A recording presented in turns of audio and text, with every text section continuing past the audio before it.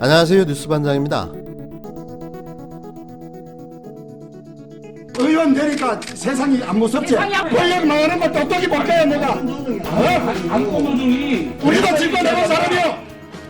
권력이 행할 것 같아? 평생 독재의 꿀을 빨다가 이제 와서 상대 정당을 독재로 몰아가는 이런 행태야말로 정말 독선적인 행태입니다. 8일 국회 법제사법위원회에서 공수처법 개정안이 통과될 당시 국힘당 주호영 대표와 법사위원장인 윤호중 위원장 간 오간 설전 내용입니다.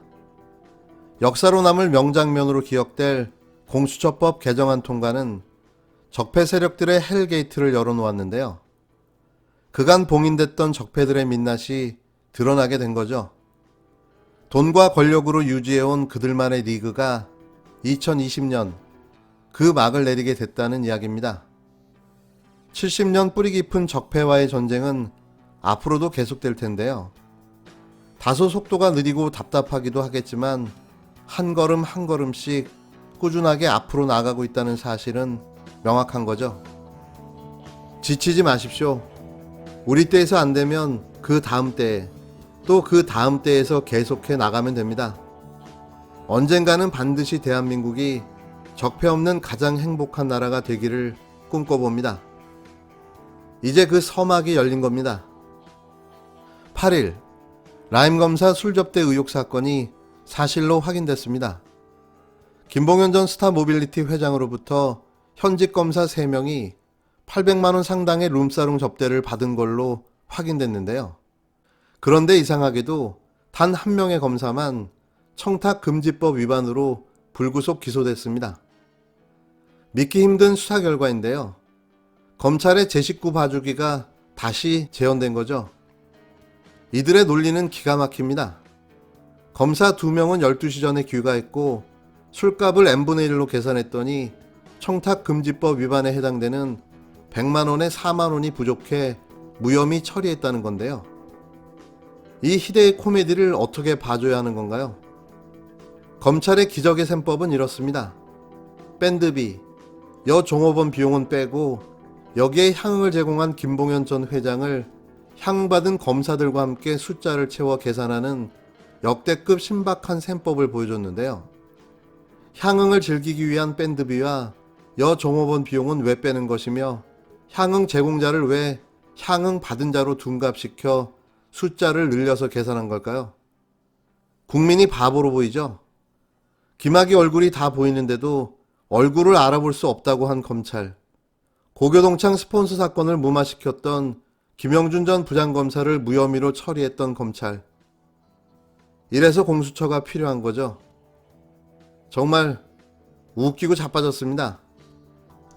김봉현 전 스타모빌리티 회장이 옥중 입장문을 통해 폭로한 지난해 7월 검사들을 상대로 술접대가 이루어졌고 실제로 검사 한 명이 라임 수사팀에 합류했다는 내용은 검찰 수사 결과 사실로 드러났습니다.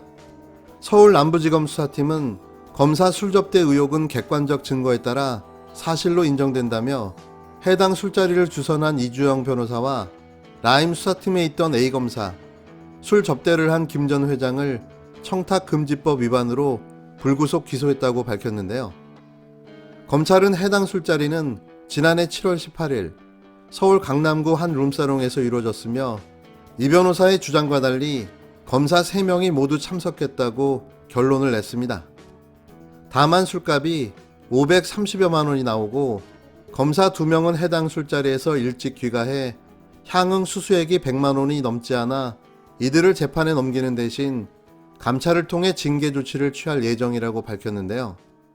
검찰은 또 라임 수사팀에 있던 A검사에 대해 술자리와의 직무 관련성과 대가성을 확인했지만 인정하기 어려워 뇌물죄를 적용하지 않았다고 덧붙였습니다. 검찰은 또 김 전 회장이 검사 술접대 비위에 관해 진술했음에도 이를 은폐했다는 의혹과 관련해 확인한 결과 관련 제보를 받았다거나 서울 남부지검 지휘부와 대검이 보고받은 사실은 확인되지 않았다고 밝혔는데요. 다만 김 전 회장의 정치권 로비 의혹과 도피 과정의 조력 등 검찰 수사관 관련 비위 의혹 등에 대해서는 계속 조사하고 있다고 강조했습니다. 이렇게 사실이 다 드러났는데요.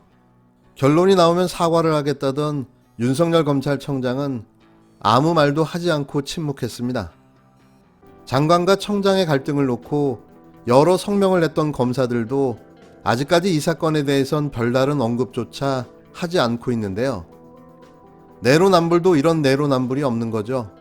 사건을 축소 은폐하려 할 뿐 진상이 밝혀진 상황에서조차 검찰의 어떤 누구도 사과 한마디 없는 겁니다.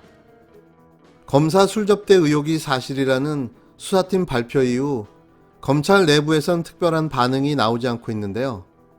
최근 법무부 장관과 검찰청장의 갈등에 대해 여러 글이 게시됐던 검찰 내부망도 쥐죽은 듯 조용합니다. 윤석열 검찰청장은 왜 아무런 입장을 내지 않고 있을까요? 지난 국정감사에서 윤 청장은 의혹의 검사가 누구인지 색출을 지시했다며 이렇게 말한 바가 있습니다. 저도 심각하게 생각하고 있고 수사를 지시했기 때문에 제가 이 결과가 다 나오게 되면 다 파악을 해서 필요한 조치를 하고 국민들께 사과드릴 일 있으면 사과와 함께 이 정말 근본적인 개선책을 좀 강구해 보겠습니다.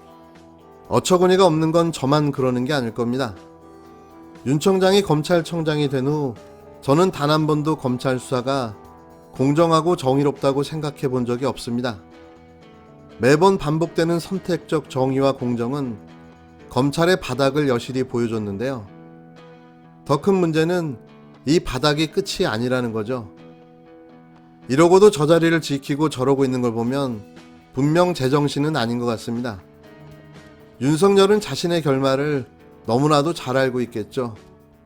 그래서 역설적이지만 그는 마지막까지 최선을 다하고 있는 건지 모릅니다. 사찰 문건 관련해서 검찰 내부에서 감찰을 했잖아요. 검찰이 검찰 내부를 감찰을 했는데 그 감찰부를 거꾸로 수사를 하겠다는 겁니다. 복수하는 거예요. 복수. 이건 제목을 복수라고 달아야 되는 거예요. 아니 감히 총장을 감찰해? 라고 대검에서 그렇다면 니들을 내가 수사해 주마 라고 복수하고 있다고 제목을 달아야 되는 내용입니다. 이 내용을 읽어보면 무슨 내용인지 잘 모르겠거든요. 기사가 대부분 검찰부가 아니라 고검에서 하도록 지시하였다. 이게 무슨 말이지? 복수하는 거예요. 윤석열의 복수가 시작됐습니다. 김어준 총수 말대로 언론이 베베꼬아 이야기하지만 본질은 복수죠. 윤석열을 감찰한 대검 감찰부에 대해 감찰 절차가 잘못됐다며 조사를 받으라고 지시한 건데요. 다시 말하자면 이건 복수죠.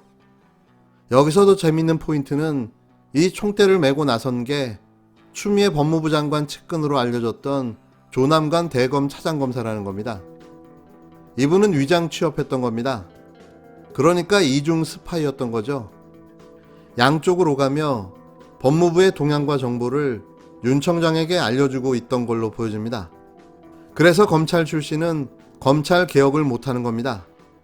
팔이 안으로 굽지 밖으로 굽지는 않는 거죠. 조 차장뿐만이 아니었죠. 고기영 대검 차장검사도 윤석열 징계위원회를 앞두고 사의를 표하면서 징계위가 연기된 바가 있는데요. 그래서 검사는 다 한몸통인 겁니다. 윤석열은 지금 이 순간에도 극적인 반전을 노리고 있을지 모릅니다. 국민들은 아직도 윤석열의 실체를 잘 모르고 있는데요. 그가 노리는 건 조직의 기득권 유지, 그걸 위한 검찰 개혁의 방해인 겁니다. 어떻게 지켜온 기득권인데 이걸 왜 뺏겨야 되는지 이해가 안 가는 거죠. 자신들이 공부 잘해서 딴 검사 자격증쯤으로 여기는 건데요. 그 자격증으로 특권을 누려야 된다는 패착이 그 이유일 겁니다.